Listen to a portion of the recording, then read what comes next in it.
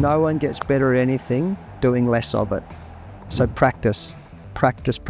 Life isn't always going to be easy, and there's going to be a lot of disappointments. So I'll get more ducks than hundreds.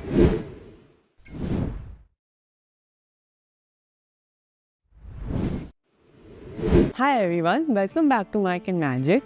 Today is a special one. I got the chance to sit down with the cricket legend Justin Langer. It was exciting, a bit nerve-wracking. Let's get straight into the conversation. Hi sir, thank you for this. I really am grateful to you for this wonderful opportunity. My pleasure. So you play at the highest level. What do you think matters the most? Discipline or talent? I think we often talk about talent or character, and I think they're both important. I think it's very important to recognise them as a coach or as a teacher, as a parent. I tell people you can be both a great sports person or a great performer and also a great person. So I think talent and character, or talent and discipline, are both critical. The great players are the ones who have talent and discipline. So both are very important.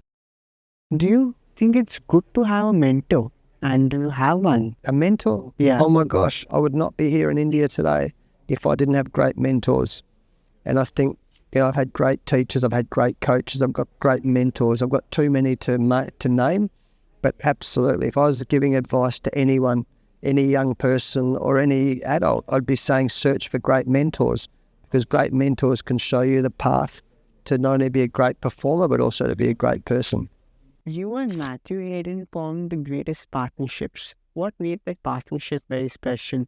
Well, our partnership was strong, and I think, one, we have great love and respect for each other. We're best friends, so that helps. I think we also complemented each other because he's very tall, I'm short. He used to hit straight down the wicket, I used to hit square of the wicket. So we're very different. So it was a bit like having a left-hander and a right-hander batting, but ultimately we knew each other very well. We trusted each other very, very much. We're really honest with each other, and we're great friends. So that's why the partnership was so strong. I play under 16 KSCA cricket for my school. What do you think matters the most if I want to become a strong batsman? Number one, practice. I can't say it enough. You get better. No one gets better at anything doing less of it. So practice. Number two is, as a batsman, remember I said, if you're a right-hand batsman, make sure your right eye or your nose is pointing towards the bowler, because if you do that, you'll be balanced in your stance. And number three, most important thing, you must learn how to see the ball out of the bowler's hand and watch it onto your bat. Everyone thinks they do it, but you must see the ball come out of the fingers of the bowler, not a big circle around it, or see that the circle up there. Not that. You've got to be looking at that little tiny, where it says 100 up there. That's how close you have to watch the ball. And then watch on that. And then the other advice I gave you, remember, is you have to be very relaxed. Because if you're relaxed in your body, you can move. If you're tense and tight and holding on too tight, then you can't move. And in cricket, you've got to be able to move. I say your arms and your legs have to be like, have you ever seen a hose in a swimming pool? You've seen a hose go in a swimming pool? It goes all around there. That's how your legs and your arms have to be able to move. But you can only do that if you're relaxed. And the fifth thing is you got to smile. Because if you smile, you're relaxed. If you're all tense and then everything gets tight, that's no good. And the last thing is, two more things. One, you've got to be a great team person. You'll always get more chances from the coach and the selectors if you're a good team person. And the last one is you've got to be a great fielder, because you spend more time fielding than just batting. So you got to field, become a very good fielder. What's one opportunity I should never miss at this age? Life isn't always going to be easy, and there's going to be a lot of disappointments. So I'll get more ducks than hundreds, right? If you look back on most batters, they have more bad days than good days. But that's okay. What happens, the opportunity you can't miss, when you don't have a great day, don't let it get you down too much. Just learn from it. Learn. Have a curious mind and always learn. If you have a great day, learn from it. If you have what is perceived as a hard day, learn from it. That's the opportunity you can't miss. Life will always give you different experiences. Whatever happens, learn from it. If young cricketers like me want guidance from world-class coaches, what is the right way to get noticed or to seek mentorship? Yeah, the best thing is, one thing is great leaders, great mentors, great players, you can see them on TV. Watch what they do. Listen to what they do, because sometimes it's very hard. I mean, we would never have met if I had just happened to be in Bangalore now, right? And it's the same with me. Watch and listen to what they do. Does that make sense? There's so much YouTube, there's so many things that you can watch. Now, watch what they do, watch how they bat, go about it, and listen to what they say, because that's a good way to learn. And then as you get more runs, and the only way to keep progressing is to make runs. Make runs, that's all. Yeah. The more runs you get, be so good, they can't ignore you. What makes Ashes so special?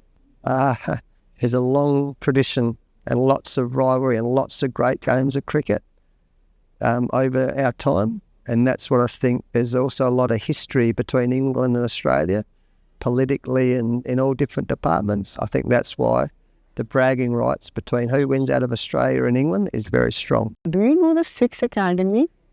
The Six Academy is Bangalore. No. So it's like a cricket academy. Oh, yeah. I trained there. And the worst part is that you have to do a lot of running and warm-ups. The worst part? Yeah. No, that's the best part. You've got to get fit. That's the best part, because it's hard, right? It's hard doing the running and the warm-ups. But remember, there's one thing you can control in your life is getting fit and getting strong. And the more you do it, the stronger you become in your mind. So when you go out in the middle, not only can you bat for longer because you're fitter, but your mind's stronger. So don't see that as there's an opportunity. You know that opportunity, say, don't miss? Yeah. Don't miss the opportunity to get fit. And I know it hurts. And I know it's hard. I know your lungs are screaming and your legs are screaming and your arms are screaming and everything's screaming. You don't want to do it? Keep doing it. That's all I'll say. Think about Virat Kohli. How do I motivate my brain to do it? To run? Finish. So let's say the coach says you need to run 5 laps, right? You need to run 2. Okay, 2. Let's say you're going to run 2 laps. When you start, your brain's going to say, don't do it. It hurts, I'll give up. No one else is doing it. Just finish it. Just finish. And the more you finish what the target is, the better you'll be. Recognise it. Actually get used to feeling uncomfortable. Get comfortable being uncomfortable. That's my advice. Because the more you move up, and the higher and every time you bat, it's uncomfortable. It's hard. Get comfortable being uncomfortable. That's my advice. What's one habit that helped you to become a world-class champion that you are today? One habit was I never used to sit around thinking about it. I'd go and do something about it. So I'd go for a run, or I'd go and practice, or I'd go and hit some cricket balls, or I'd go and do some fielding, or I'd go to the gym. Because a lot of the time we just sit around thinking about it and worrying about it. Worrying is the biggest waste of time in the whole world. Worry, if I have one regret, when I was young, or a little bit, I used to worry too much. Don't worry, just get up and do something about it. My grandmother told me I used to worry, and she'd say, I said, I'm worried about this. And she goes, is there anything you can do about it? And I go, no. She goes, well, don't worry about it. And then she'd say, I'm worried about this. Is there anything you do? Okay, yeah, there's something I can do. Well, don't worry about it. Roll up your sleeves and go and do it. Don't worry.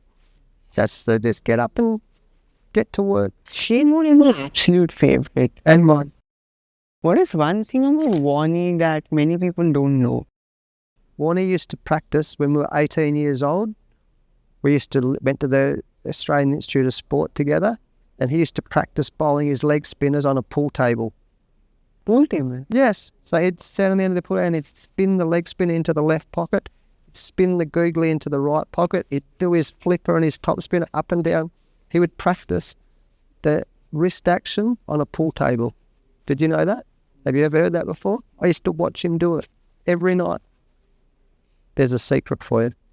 What is your opinion on Ricky Ponting? Do you like him as a player? Ricky Ponting? Yeah. He's like my little brother. I love him so much. One thing, I'd never fight him because he's so tough. Two, he had an on-drive, the best on-drive. Him and Virat got the best on-drive I've ever seen. I always think the best players in the world, they play the on-drive because you got to have balance, you got to watch the ball closely. So he had the best on-drive. He was a great captain, he's a great friend, and I love Ricky Ponting. So I visited the MCG and the SCG, and I was really pleased by how clean the stadiums were. Oh, yeah? Yeah. What do you think in Australia the stadiums are and makes it so unique? Well, they're all a little different. All the surfaces, all the turf pitches are different, which gives it different characteristics. But the MC, it takes your breath away, doesn't it? It's so big. And then the SCG, when you play there, feels like everyone's on top, a bit like Bangalore. The noise is so loud. So we have great stadiums. Optus Stadium in Perth, Adelaide Oval's beautiful, like Lords. So, yeah, we have beautiful stadiums in Perth. In Australia, sorry. You became a champion very young. How did you handle all the pressure? I had a great family around me who kept me grounded. I had great friends around me who kept me grounded. But ultimately, I recognised early that I just had to watch the ball really closely. If I watched the ball and concentrated on my cricket, then everything would look after itself. I love batting so much that I just concentrated on batting and didn't get too distracted with everything else. So rapid fire. Who was the toughest bowler you ever faced? Wasim Akram. Wasim Akram. What made him so good? What made him so good? What made them so good was they were both unique, but you couldn't score off them. The best bowlers are the ones who you can't score runs off because they're under pressure all the time. If you could bat one more time with anyone, who would it be? Matthew Hayden.